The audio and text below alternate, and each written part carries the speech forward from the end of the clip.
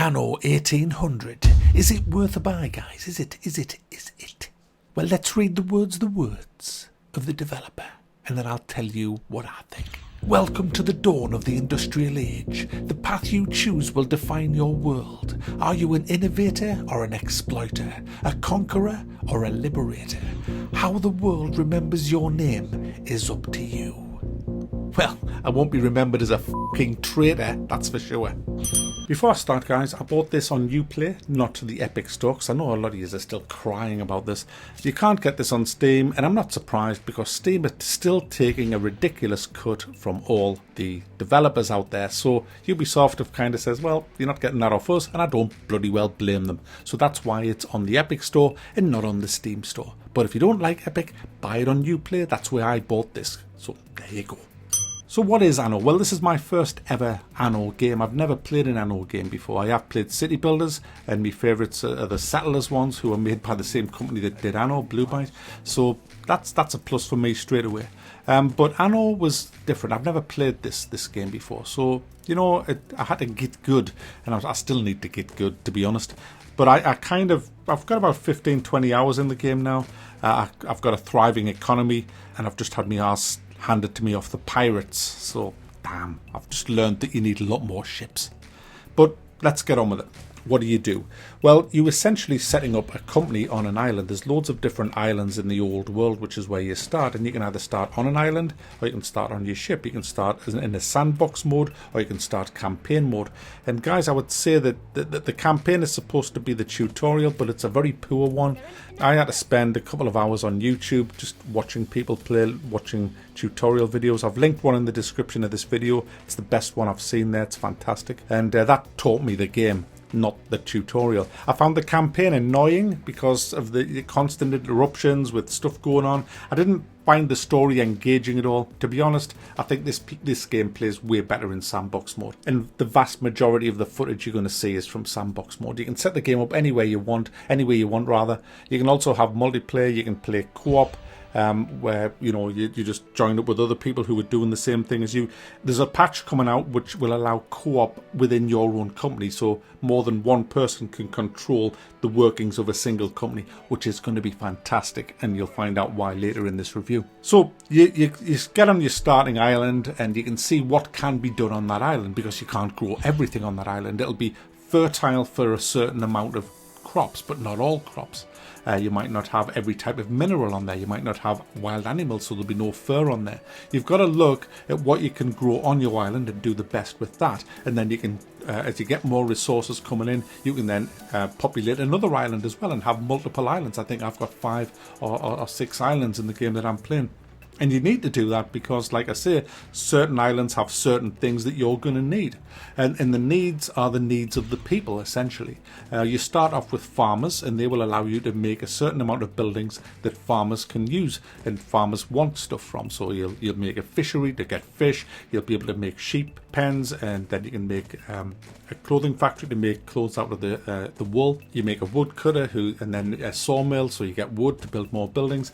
And as you keep the people happy, they will start populating the little houses, and then eventually that house will get full, and for a farmer, they're the first houses you get. You can hold 10 guys in there. At a certain point in the game, you can upgrade them to workers. So the farm huts will be destroyed and replaced by a work hut.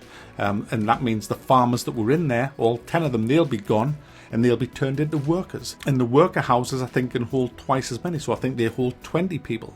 But what you have to be careful of is, as you start upgrading all your houses from farms to workers, you'll lose all your farmers, and then all the stuff that you've got on the island that is manned by farmers will cease to work because there's not enough people doing the jobs. So you have to keep building farms as you upgrade to workers. But as you upgrade to workers, you'll get a whole new set of buildings that workers can build. Pig farms and make sausages out of them and things like that, and they will want you to do that. You can have beer instead of the schnapps that the farmers liked. So you're upgrading, and you're kind of like starting again with all the workers. Now as you move on with the workers, you can upgrade them later on to artisans, and that the house gets even bigger, and you lose the workers that when you upgrade, and you'll get a bigger house, and you put artisans in there. But they need their own needs, and they will open a whole new line of stuff that they can build. as time moves on, you're building more complex machinery like cannons and things like that. But you're running out of land because you're expanding right across. You remember, you've still got to keep the amount of farmers there. You've still got to keep the amount of workers there. And as you build more stuff, you'll need more workers to go. So you end up with this huge area full of houses. And then off to the sides, you have all your industry, your farming lands, because you want to keep that well away from the houses for pollution and smell and stuff like that. So everything's like taken into consideration. You have your dock area. You'll have loads of different buildings for your docks, for trade, for visitors and stuff like that. And you're building ship factories as well. So you'll need to build more of the lumber mills and more of the brickworks and stuff like that. And your island just gets bigger and bigger and bigger and bigger.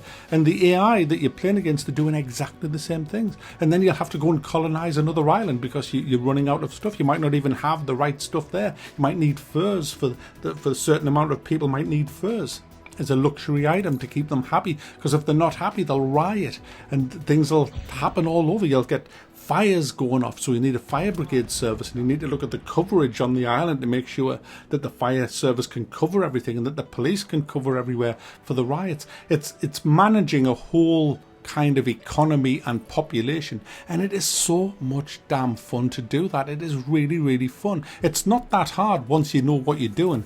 It can be a little bit frustrating when you're running out of space and you think, right, I've got to go to another island and start over. And that's the thing, when you go to another island, you start the game again from putting down that first little marketplace and then building your first huts again. You can't just take level 3 artisan people over there and just say, right, oh, grow me that. No, that's not how it works. You have to start off with the farm huts, then the workers again, and then upgrade the workers to the artisans and all of that. The good news is, though, you can use all the resources that you've already got, the hundreds of resources that you've already exploited from the first island. So it is a lot easier.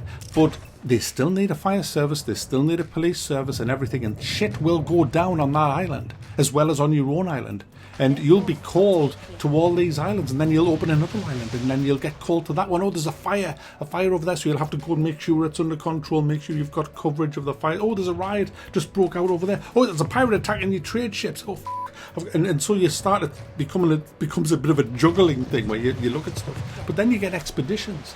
You get an expedition where it'll say, right, you can go to the other side of the world and discover new lands, the new world. So you have to get a ship and you have to load it with provisions. And if you don't have the provisions, you've got to make them, or buy them, or trade with one of the AI people. But what if they don't like it? What if you've been calling them a all day and it's like, oh shit, I need that stuff that you're selling. So you've got to be nice to them, do missions for them, get your reputation up with them. And then if you're lucky, they'll do a trade deal with you. And if you're really lucky, you can do a non-aggression pact or an alliance with them, and they'll help you out if you need to, and you help them out as well. So there's all of that stuff. There's also items that you can equip into your ships and into the trade unions. You build these trade union buildings and you can put them near your production stuff, and you can put these items in. There's loads of these items that you get in the game, and they are like buffs. They're like perks, if you like. They might buff your lumber mills, so you would build a trade union near a lumber mill, put one of these items in, and then it'll buff all that. You might get a one that self-repairs ships, so you would put that on your ship.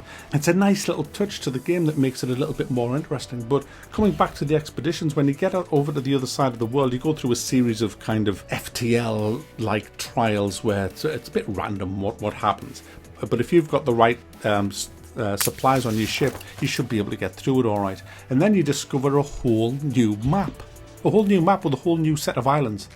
And then, so you're doing it again over there. So you colonise an island, and this does all kinds of new weird stuff. You've got bananas. What the never seen a banana before. Oh, we'll have to ship this back.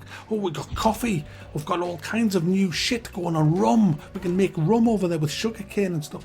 So all of this stuff, and then you start shipping it back, and it takes ages to ship across, because you're shipping it kind of across the Atlantic or around the world, so it takes maybe 10 minutes of in-game minutes for a ship to go from the old world to the new world. But you set up these trade routes, and it's so easy to do, and you just don't have to keep micromanaging it. You just set up a ship and say, right, I want you to go from here to there. You're going to load this here, load and offload it there. You can make as many stops as you want along the way, and you can set up really intricate trade routes, which is so damn fun doing it in this game. So you never really run out of stuff. You just buy it off someone else, and to make up the money, sell something that you've got an abundance of. So it's just supply and demand at the end of the day. But it is really, it looks and sounds mega complicated, and I know people think, oh my goodness, this sounds too much. But it's not. The only time it's starting to get a bit too much is when you have about 6 different islands, some on one side of the world and some on another.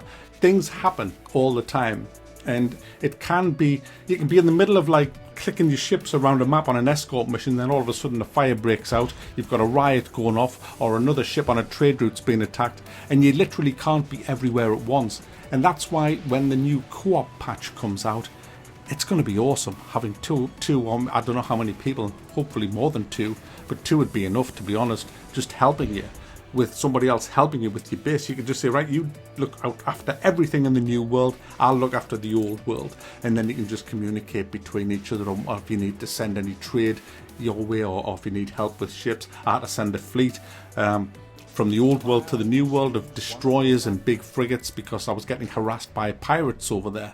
And I went to try and teach him a lesson and got my arse handed to me. So I'm going to build a fucking huge armada, and I'm going to level his island. And you can do that. You can siege somebody's island. You can even buy shares in their stock and do a hostile takeover if you get enough of them.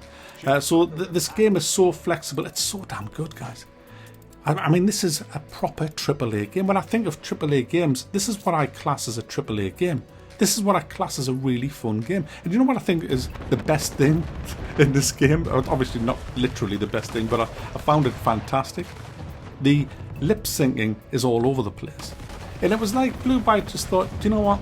That's not fucking important. Let's just make the gameplay great. And so that was kind of, the lip syncing's probably been put on the back burner. And they kind of thought, yeah, that's not going to make or break a game. But this is, and then they've gone hard to work on what really matters in a game. How many times, guys, have we played a AAA game where it's got brilliant lip syncing and graphics is but the gameplay is as shallow as a freaking puddle of piss? Well, not with this game. The developers have absolutely nailed their priorities with this, and they have made probably the best ever city building game I've ever played. It is deep, fun, and so damn immersive, because you do feel like you are actually travelling through time back in this day and age where you had the age of sail, where you were just knocking on the door of the Industrial Revolution and just taking it through that era and making the cannons, equipping big ships. I mean, you can go up to electricity, I think. I haven't got there yet. I'm a long way off that. But I'm having so much fun, and this is now my go-to game. I still haven't unlocked a lot that this game has to offer. And, you know, to actually wait till I've done that, you'd be waiting for the review for another bloody month, because it is so damn fun to play. It's so relaxing to play. It's just a joy to play this game, an absolute joy to play. There are a few things in this game that aren't fun. Oh, sorry if you can hear that banging. My girlfriend's beating me chicken. I don't mean she's hitting a chicken with a hammer. She's hitting, not a live chicken, don't call it. It's just beating, look, just flattening a chicken out because we're having fried chicken. There are a few things that aren't that fun in this game. Some of the quests are hideous. There's like a quest where you have to find a guy who's dressed the same as pretty much everybody else. It's like, where's fucking Wally? Where's fucking Wally? It took me like 25 minutes to find the... I wanted to kill him. I wanted to strangle the bastard, but it was just one of them things that I had to do. I wouldn't let it beat me. But these quests, I'm never doing another one. I'm never doing it. They're just hideous quests to have in this game. I don't really like the campaign that much either. It was more of a distraction. I just wanted to just get on with it, and I was constantly being distracted by things in the story, which never really gripped me. There's a few little niggly things, but nothing major at all. And I'm pretty much ready to start again and up the difficulty to the next stage for me, and just do the whole thing again, because it's that bloody good.